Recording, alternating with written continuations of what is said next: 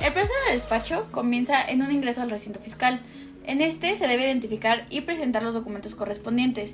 Ya identificados y hecha la revisión adecuada por la autoridad competente, se da ingreso al recinto fiscal. El proceso de despacho aduanal continúa con el arribo de la mercancía a territorio nacional y por ende a una aduana, para posteriormente llevarla a un recinto fiscalizado. Si bien el despacho de las mercancías conlleva diferentes actos y formalidades a lo largo del proceso, una de ellas es presentar en tiempo y forma la documentación debidamente requerida. Dicha documentación se basa en una factura comercial, un documento de transporte dependiendo del medio, documento de regulaciones y restricciones no arancelarias, un documento de origen, documento de garantía, certificado de peso y volumen, una ficha técnica y un comprobante de valor. Todo esto de acuerdo al artículo 36A de la Ley Aduanera.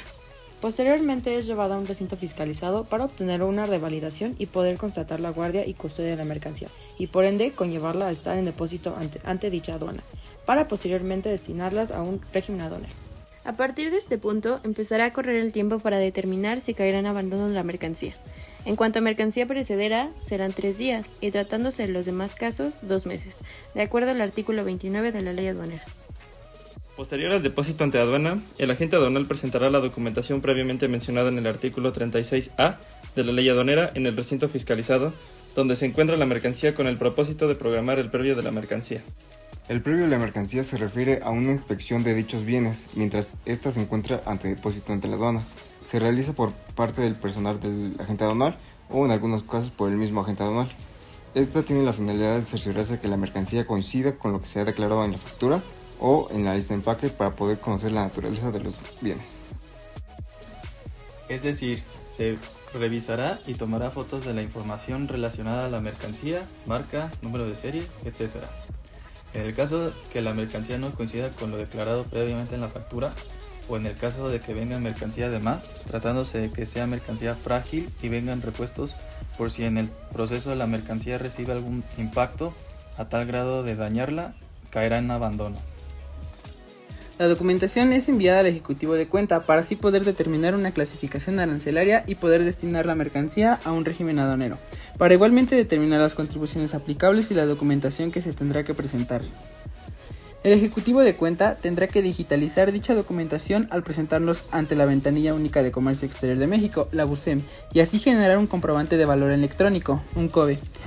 La VUCEM está vinculada al Sistema Electrónico Aduanal, el SEA, donde se encontrará todo lo relacionado a los e-documents y las diferentes dependencias. En este punto, el agente aduanal o dependiente se encargará de llenar el pedimento correspondiente y empezar a cargar los documentos al pedimento.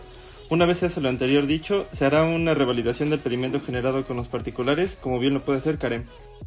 Una vez teniendo las contribuciones pagadas y los documentos correctamente validados, el tramitador tendrá que dirigirse al recinto fiscalizado para poder tramitar la salida de la mercancía y asimismo poder presentarse el mecanismo de selección automatizado para presentar pedimento, pago de contribuciones, pago de almacén, para que el transportista pueda ingresar al recinto para cargar la mercancía y presentar el mismo al mecanismo por medio de la ruta fiscal.